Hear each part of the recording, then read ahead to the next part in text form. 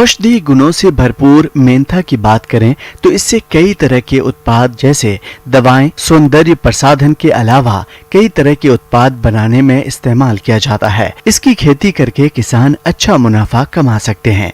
इसी लाभ को देखते हुए जिन किसान भाइयों ने मेंथा की खेती की है उनकी फसल बढ़वार की अवस्था पर है, लेकिन बहुत से किसान फसल में किए जाने वाले जरूरी कार्यों पर कोई विशेष ध्यान नहीं देते, जिसकी वजह से उत्पादन में कमी आ जाती है। तो आपके सामने इस तरह की समस्या ना आए, इसके लिए आप मेंथा की फसल में कौन कौन से कार्यों को किस किस तरीके से करें, इसकी जानकारी दे रहे हैं डॉक्टर CS पांडे।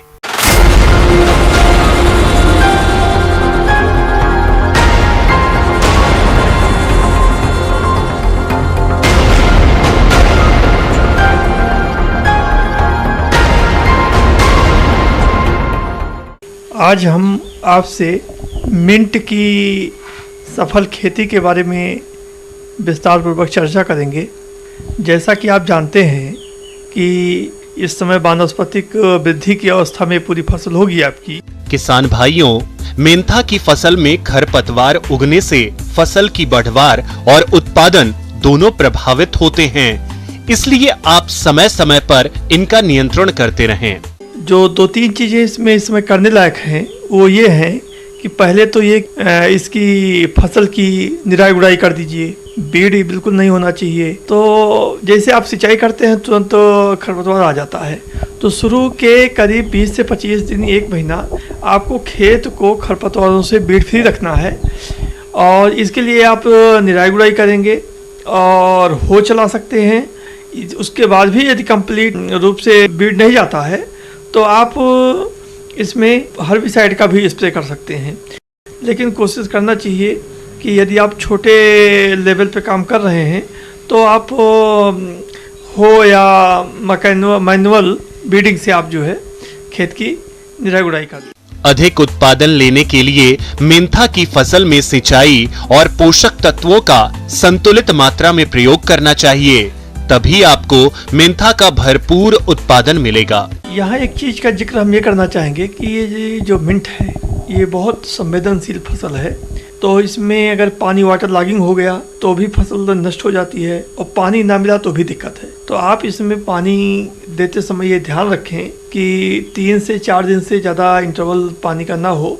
और जो पानी की गुणवत्ता है, पानी देने की मात्रा, खेत में आपको ये अश्योर करना है कि हर पौधे को थोड़ा थोड़ा जो है अपना समुचित मात्रा में पानी मिल जाए और जल भराव की स्थिति न होने पाए। इससे आपकी फसल सुरक्षित रहेगी और आपकी जो हर्बल यील्ड है उसमें काफ़ी इजाफा होगा। सिंचाई करने के साथ साथ जैसे थोड़ी सी नमी बनी रहे उसमें आप 19-19-19 चूँकि ये सॉल्युबल फर्टिलाइजर है तो आप घोल बना के पत्तियों पे छिड़काव भी कर सकते हैं। अदरवाइज आप फास्फोरस और नाइट्रोजन की मात्रा आप जो है खेत में डाल सकते हैं। इससे आपकी फसल बहुत अच्छी होगी। मेंथा की फसल को कीट और रोग अधिक नुकसान पहुंचाते हैं, जिसके कारण फसल उत्पादन में कमी आ जाती है। इसलिए आप इनकी पहचान कर नियंत्रण उपायों को अपनाएं। मेन प्रॉब्लम है वो इस समय खेत में प्रायः देखा जा रहा है कि पत्तियां सूख चुकी हैं, तो ये इसमें एरोमेटिक है, एरोमा भी है, तो काफ़ी कीट पतंगे इसकी तरफ आकर्षित हो रहे हैं। तो रोग और कीट 2 मिंट की खेती की सबसे बड़ी समस्या है। तो इंसेक्ट में जो प्रायः देखा जा रहा है उसमें सकिंग टाइप के इंसेक्ट जैसे जैसिड्स हैं, ये सब वो आपके खेत में लग रहे हैं। फ्लाई भी इसमें देखी गई है जो कि डैमेज कर रही है, व्हाइट फ्लाई जो कि डैमेज कर रही है। इसके लिए सुझाव ये है कि कोई सुटेबल इंसेक्टिसाइड जैसे इमिडाक्लोरोपिड है, कोई नाल्फास है, फास्फेमिडान है, ये सब 0.03% के दर से इनका आप फसल पे छिड़काव कर दीजिए। तो इस प्रकार से आपकी जो फसल है कीटों एवं बीमारियों से सुरक्षित रहेगी।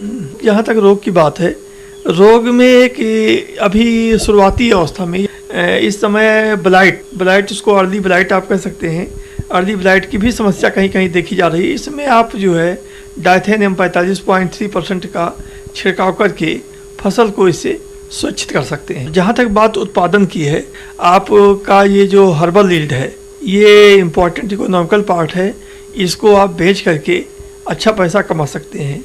तो ध्यान देने वाली बात ये है कि चूँकि आपका ये सीधे मार्केट में जा रहा है तो क्वालिटी इसकी आपको अश्योर करना है कि जो हमारी हार्वेज यील्ड है इसकी क्वालिटी बनी रहे। तो आशा है कि अगर इन सब बातों को आप ध्यान में रखेंगे तो अच्छी क्वालिटी के मिंट के प्रोडक्शन के साथ साथ अच्छी आप आमदनी भी कमाएंगे।